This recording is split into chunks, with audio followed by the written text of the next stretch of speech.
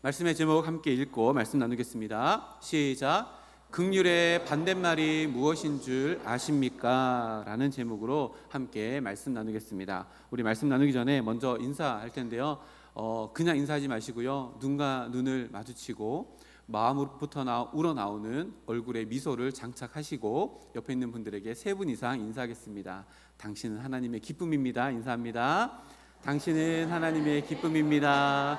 당신은 하나님의 기쁨입니다. 당신은 하나님의 기쁨입니다. 아멘. 또 한 번 인사할까요? 주님의 이름으로 축복합니다 라고 인사하겠습니다. 주님의 이름으로 축복합니다. 주님의 이름으로 축복합니다. 주님의 이름으로 축복합니다. 아멘. 하나님께서 우리를 하나님의 기쁨으로 부르셨고요, 축복을 나누어주는 복의 통로로 우리를 부르셨습니다. 오늘도 말씀 듣는 가운데 내 안에 채워지는 은혜가 가득 채워지고 채워질 때마다 그것을 나누려고 하는 우리들의 마음이 더 풍성해지는 시간 되기를 주님의 이름으로 축복합니다. 우리 말씀 듣기 전에요, 지난주 말씀 먼저 암송해 보도록 하겠습니다. 이제 준비하셨지요? 제가 먼저 읽어드리겠습니다. 의에 줄이고 목마른 자는 복이 있나니 그들이 배부를 것이며. 함께 외워보겠습니다. 시작. 의에 줄이고 목마른 자는 복이 있나니 그들이 배부를 것이며. 아멘. 한 주 동안 이렇게 배부르게 살아오셨지요? 부모님과 함께 식사 나누며 자녀와 함께 식사 나누며 많은 이야기 오고 가고 또 이웃들과 함께 베품을 실천하는 가운데 허락해 주시는 하나님의 배부름, 또 그로 말미암아 의로 말미암아 채워지는 우리들의 공간이 되는 복된 한 주를 살아오셨기를 기대합니다. 그리고 그런 하루하루가 더 풍성하게 이어지는 우리 모두의 하루가 되기를 주님의 이름으로 축복합니다. 오늘은 벌써 5번째 복을 마주하게 되어집니다. 팔복의 반을 지나가고 있는데요, 팔복 서론 말씀을 함께 나눌 때에 이 8가지의 복이 서로 아주 논리적으로 연결되어져 있다라고 이렇게 말씀을 드렸습니다. 그래서 첫 번째 복부터 시작해서 8번째 복까지 마치 계단을 올라가는 것처럼 서로 연결되어져 있을 뿐만 아니라, 왼쪽 그림처럼 연결되어져 있을 뿐만 아니라 첫 번째 복과 5번째 복, 그리고 2번째 복과 6번째 복, 이렇게 서로가 연결되어져 있다. 그래서 팔복의 앞에 4가지 복과 뒤에 4가지 복이 서로 그 의미와 또 그것이 연결되어져 있다라고 이렇게 함께 말씀을 나눴습니다. 이것은요, 내용상으로도 구분되어집니다. 앞쪽에 있는 4가지의 복은요, 하나님과 나와의 관계에서 주어지는 복입니다. 그리고 5번째부터 8번째까지 4가지, 뒤에 있는 후반부의 4가지 복은 그 하나님과 나와의 관계에서 주어지는 그 복을 이웃들과 함께 나누는 것이 더 중점되어져 있는 복이 바로 5번부터 8번까지의 복이라고 이렇게 이야기할 수 있습니다. 그래서 이 구조를 가지고 오늘 5번째 복을 살펴보기 전에 첫 번째 복과 이 5번째 복이 서로 연결되어진다는 것을 알게 되어지는데요, 첫 번째 복이 푸토카스의 복이었습니다. 나는 영적으로 파산한 존재입니다. 심령이 가난한 자의 복 이었는데요, 이것과 오늘 5번째 복이 서로 연결되어져 있습니다. 어떻게 연결되어져 있을까요? 하나님 앞에서 내가 영적인 파산이라는 것을, 나의 모습을 바라볼 수 있는 자라야지만 동일한 시선으로, 하나님 앞에서의 나를 보는 동일한 시선으로 다른 사람도 볼 수 있어서 그 사람에게 진정으로 내가 긍휼을 베풀 수 있는 복을 누릴 수 있다 라고 해서 첫 번째 복과 5번째 복이 서로 연결되어져 있습니다. 그리고 이 2가지는 다 관계에서 주어지는 복인데요, 첫 번째 복은 하나님과의 관계에서 주어지는 복이라면 5번째 복, 이 긍휼히 여기는 자의 복은 서로와의 관계 속에서 우리가 누리는 복이다 라고 이렇게 이야기할 수 있습니다. 그래서 이 팔복의 큰 틀 안에서 우리에게 주어지는 메시지가 있는데요, 신앙이라고 하는 것은 반드시 관계 안에서 이루어지는 복을 누리는 것을 의미하는데, 먼저는 하나님과 나와의 관계에서 주어지는 복, 그리고 그 다음은 거기에서 그치는 것이 아니라 나와 다른 이들과의 관계 속에서 주어지는 것이 신앙생활이며 그것을 누리는 것이 복이라고 이렇게 팔복의 구조 안에서 우리가 함께 살펴보고 있습니다. 이것을 우리들에게 실제적으로 적용해 보면 이렇습니다. 신앙생활하면요, 예배를 잘 드리고 교회 안에서 잘 섬기는 것을 이야기한다라고 이렇게 부분적으로 이야기할 수 있지만 이것이 신앙생활이 아니다 라고 하는 것을 팔복 5번째 복이 우리들에게 가르쳐 줍니다. 예배만 잘 드린다고 신앙생활을 잘 하는 것이 아니라요, 삶 속에서 예배당 밖에서 행하는 나의 행동, 나의 습관, 나의 모습을 통해서 보여지는 때에 세상 사람들에게 하나님이 드러나야 하고 내 안에 있는 하나님의 긍휼이 나타나여질 때 이것이 진정한 신앙생활이며 신앙인으로서의 진정한 복을 누리는 것이다 라고 오늘 5번째 복이 우리들에게 이야기합니다. 그래서요, 이 팔복이 선포된 이후에 예수님은 곧바로 그리스도인의 정체성, 그리고 그 정체성 안에 숨겨진 비밀들을 이렇게 이야기하는데요, 이번에 우리 청년부 주제 말씀이기도 합니다. 마태복음 5장 13절부터 16절까지인데요, 우리 제가 한 절 읽고 여러분 한 절 읽고 함께 나누어서 읽어보겠습니다. 앞에 화면에 있습니다. 제가 먼저 13절 읽겠습니다. 너희는 세상의 소금이니 소금이 만일 그 맛을 잃으면 무엇으로 짜게 하리요? 후에는 아무 쓸데없어 다만 밖에 버려져 사람에게 밟힐 뿐이니라.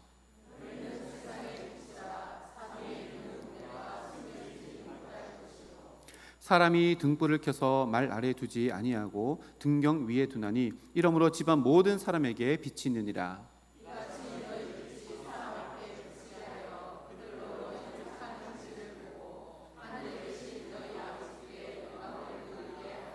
아멘.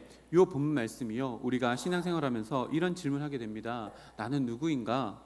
나는 무엇을 위해서 태어났는가? 나는 어떻게 살아가야 하는가? 라는 질문이 혹여나 있다면 이 본문 말씀을 묵상해 보면 답이 여기에 있습니다. 우리는요, 세상의 소금이며 세상의 빛입니다.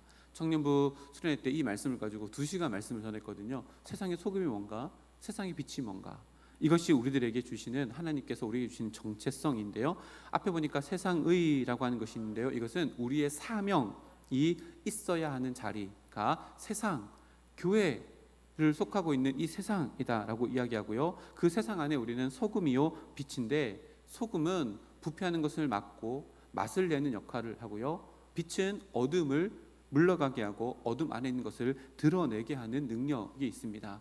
우리의 정체성이 이것이고 정체성 안에 숨겨져 있는 능력이 이런 것이다 우리들에게 이야기합니다. 그리고 이 정체성으로 사는 것이요, 그 존재를 숨길 수 없는 존재다라고 하는 것을 어떻게 표현했냐면, 산 위에 있는 마을이다, 등경 위에 있는 등불이다, 그러니까 숨길 수 없다는 것을 이렇게 비유적으로 말씀하십니다. 그리고 16절 말씀을 보니까요, 그러므로 말미암아 결과적으로 성도는 세상 속에서 영향을 끼치며 살아가야 한다라고 하는 말씀임과 동시에 또 바로 그런 행실을 보고 세상 사람들이 나를 보고, 야 진짜 하나님이 살아계시는구나, 야 너를 보니까 하나님이 진짜 선하신 분인 것 같아 라고 말할 수 있을 만큼의 우리들의 세상의 삶이 되어야 된다라고 우리들에게 말씀해 주시는 말씀이 바로 이 말씀입니다.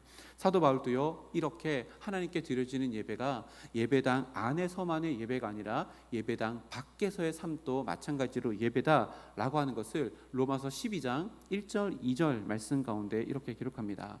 그러므로 형제들아, 내가 하나님의 모든 자비하심으로 너희를 권하노니 너희 몸을 하나님이 기뻐하시는 거룩한 산 제물로 드리라. 이는 너희가 드릴 영적 예배니라. 너희는 이 세대를 본받지 말고 오직 마음을 새롭게 함으로 변화를 받아 하나님의 선하시고 기뻐하시고 온전하신 뜻이 무엇인지 분별하도록 하라.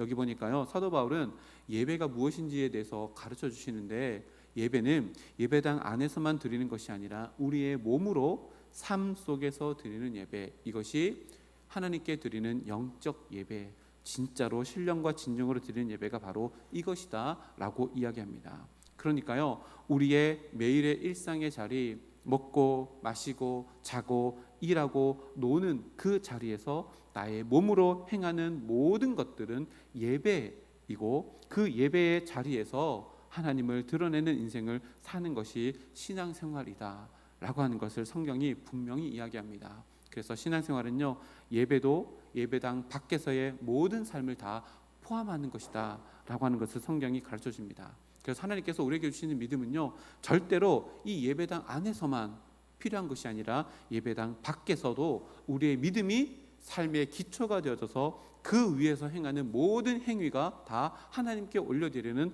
예배다라고 하는 것이 성경에서 기록한 신앙생활이며 이것이 진정한 복이다라고 성경이 기록합니다.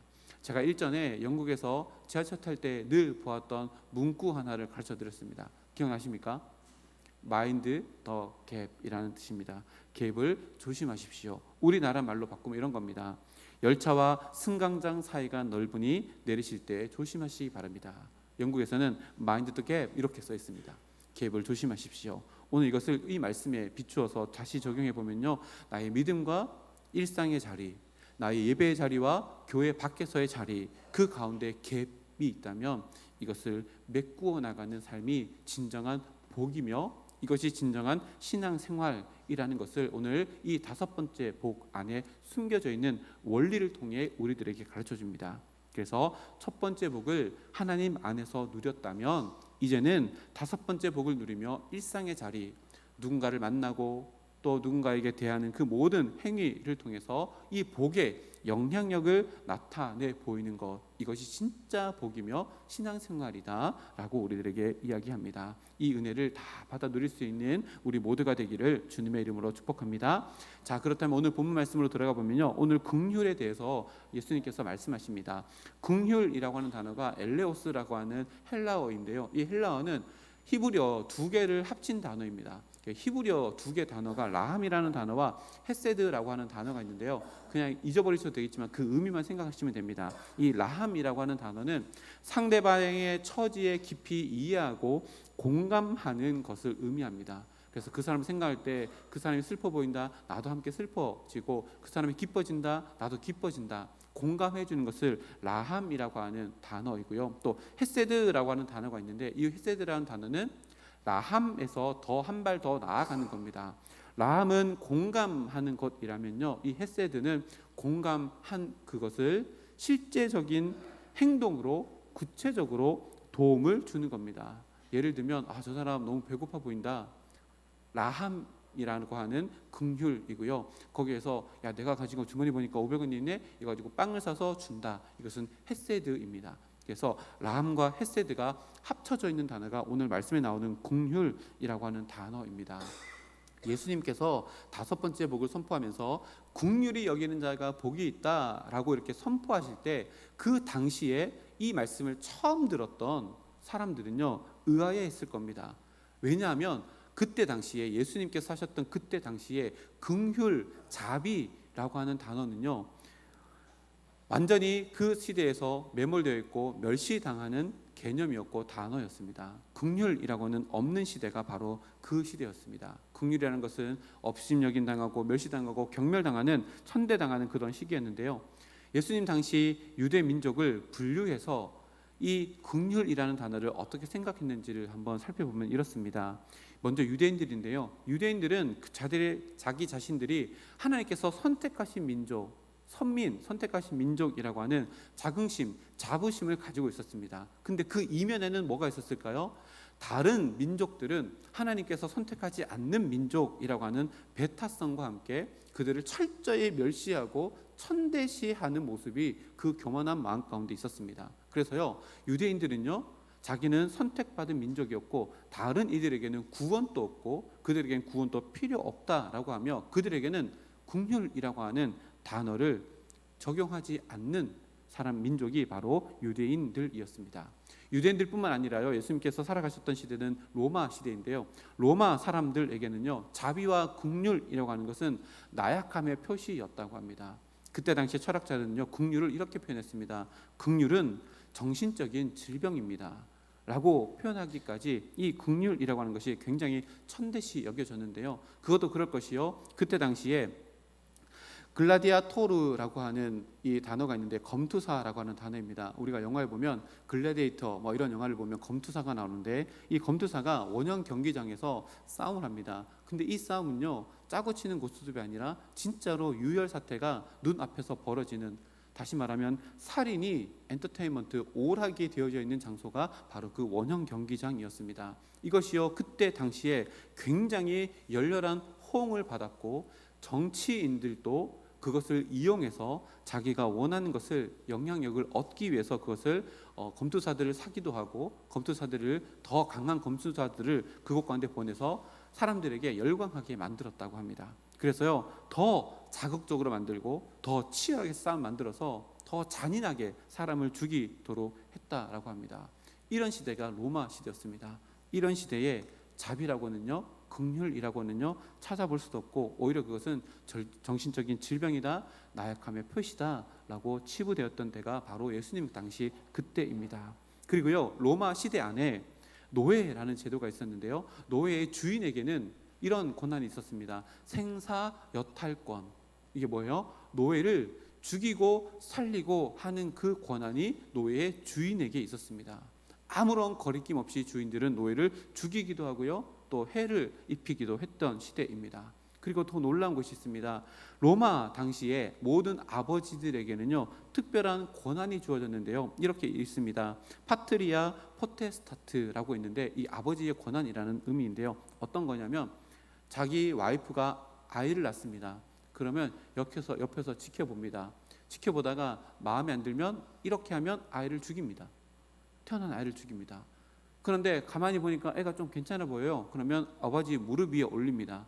무릎 위에 올려서 아버지가 관찰을 하는데, 그 관찰을 하고 나서도 아버지가 이름을 지어주지 않으면 그 아이는 노예로 팔리거나 죽임을 당했다고 합니다. 로마에 있는 아버지들에게 이 파트리아 포타스타트라고 하는 권한이 주어졌는데, 이런 권한입니다. 그러니 이때 당시에 자비와 긍휼이라고 하는 가치는요, 그저 콧방귀 낄 만큼 멸시되어지고 하찮은 것이 이 긍휼이었습니다.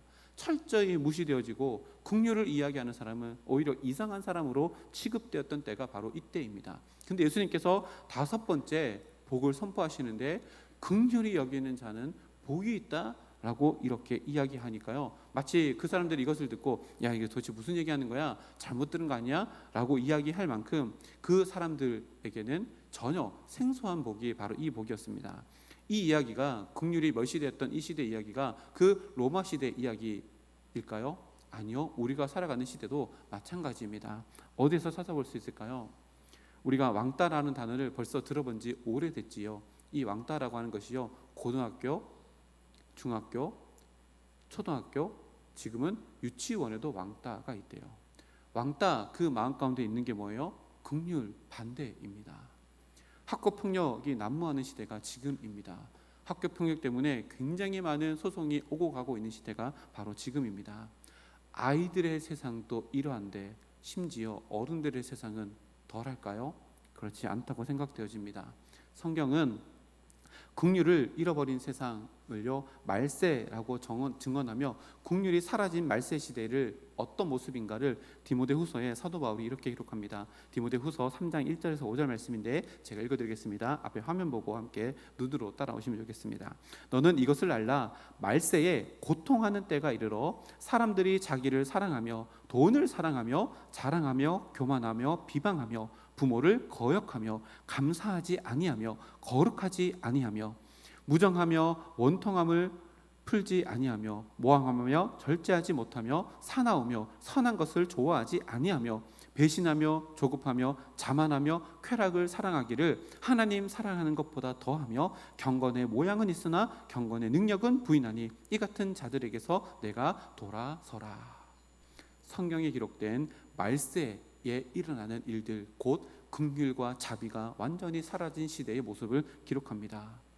조금만 봐도요, 지금 이 시대를 마치 설명하는 것 같은 구절들이란 것이 느껴집니다. 이 말은요, 다르게 이야기하면 우리는 종말의 시대를 살아간다라고 하는 것과 동시에 우리가 예수님께서 선포하신 이 5번째 복을 누리며 살아간다면 종말 같은 이 시대를 썩지 아니하는 소금 역할을 우리가 감당할 수 있고, 어두워져가는 이 세대에 빛의 역할을 감당할 수 있는 길이 바로 이 5번째 복, 긍휼이 여기는 자의 복을 누리며 살아가는 것이다 라고 우리에게 적용해 볼 수 있습니다.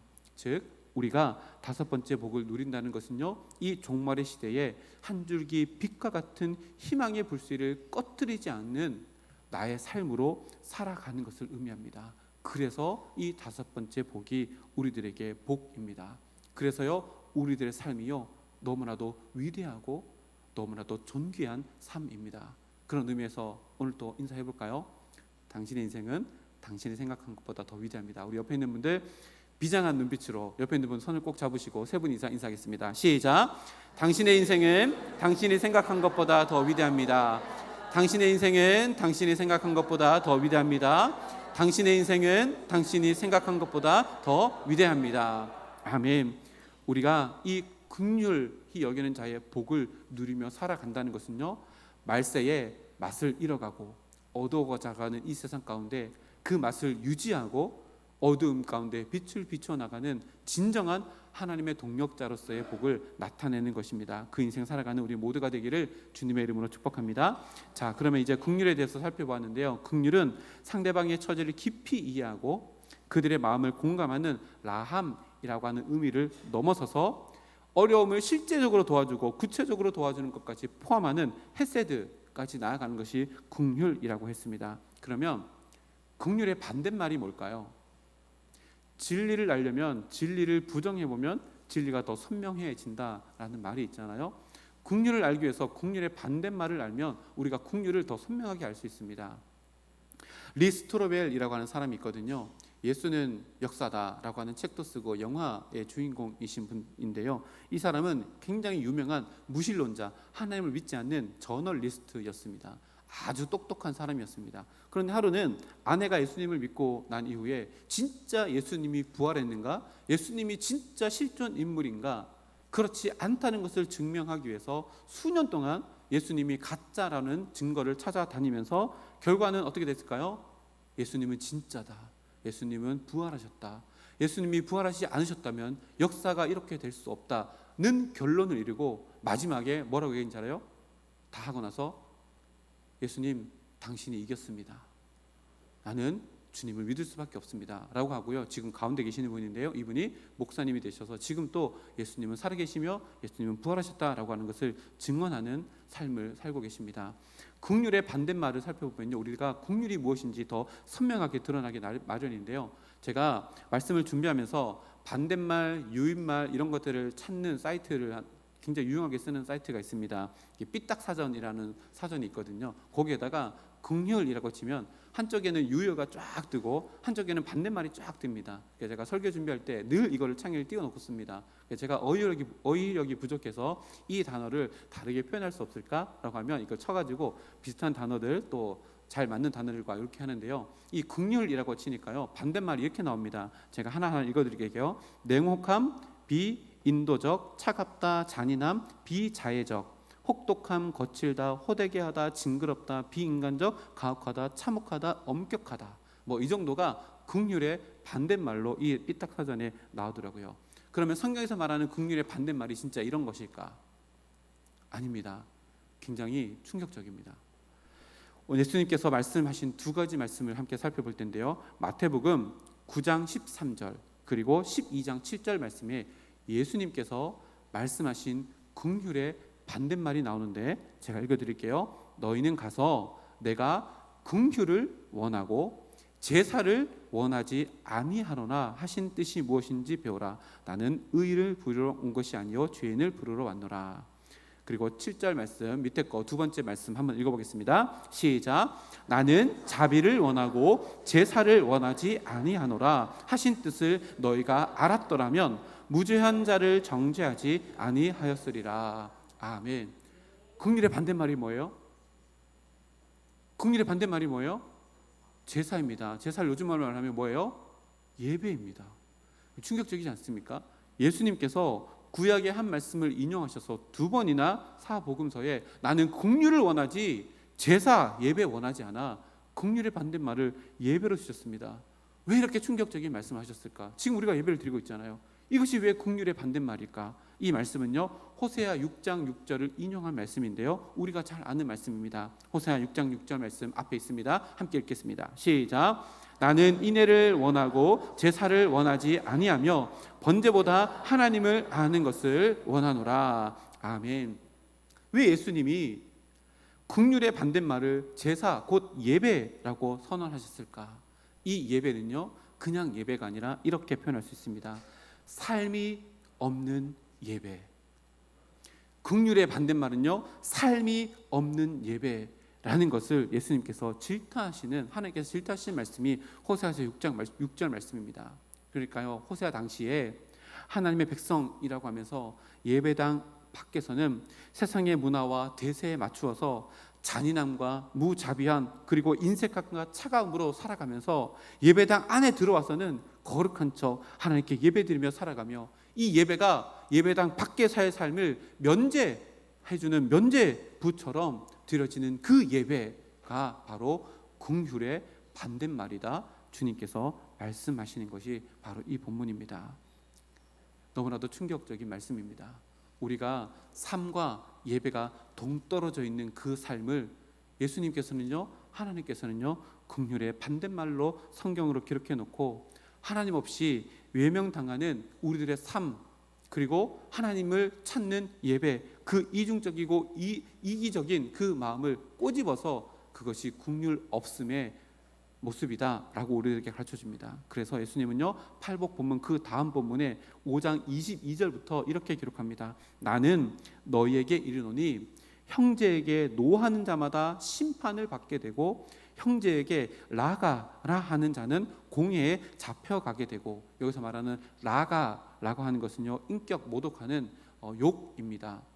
제가 말로 표현할 수 없을 그런 욕입니다. 근데 그 뒤에 보니까요, 미련한 놈이라 하는 자는 지옥불에 들어가게 되리라. 그러므로 예물을 제단에 드리려다가 거기서 내 형제에게 원망 들을 만한 일이 있는 것이 생각나거든 예물을 제단 앞에 두고 먼저 가서 형제와 화목하고 그 이후에 와서 예물을 드리라. 뭐가 먼저입니까?